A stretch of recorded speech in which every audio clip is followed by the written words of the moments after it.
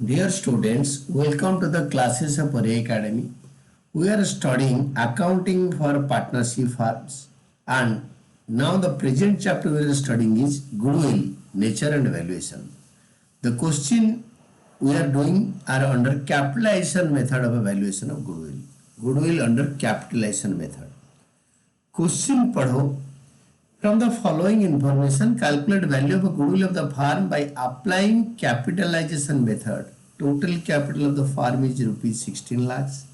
Normal rate of return 10%. Profit for the year rupees 2 lakh.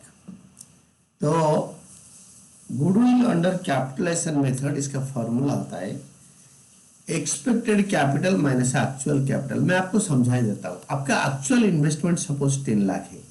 आपको इस type का business करने के लिए कितना इन्वेस्ट करना चाहिए? सपोज 15 लाख करना चाहिए. 15 लाख वाले कैपिटल वाले बिजनेस को आप एक्चुअली 10 लाख लगा के कर रहे हो, तो इसमें आपकी गुडविल होगा 5 लाख. कैपिटल कितना होना चाहिए इस टाइप के बिजनेस में? तो आपके profit for the year into reverse of reasonable rate of return minus actual capital. Actual capital आपको तो समझ में आ गया, मतलब क्वेश्चन में 16 लाख दे रखा है.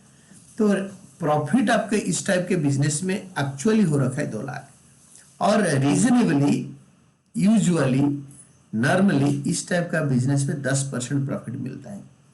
तो आपका कैपिटल कितना होना चाहिए ना? It is 2 lakh into 100/10.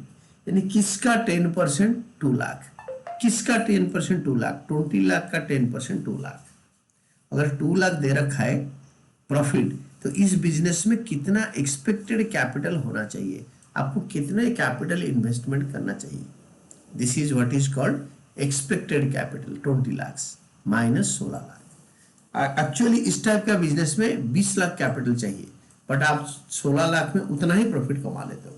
तो जो डिफरेंस है, जो बिना इन्वेस्टमेंट में उसके बदले में प्रॉफिट कमा रहे हो, that is goodwill. That is goodwill under capitalization method.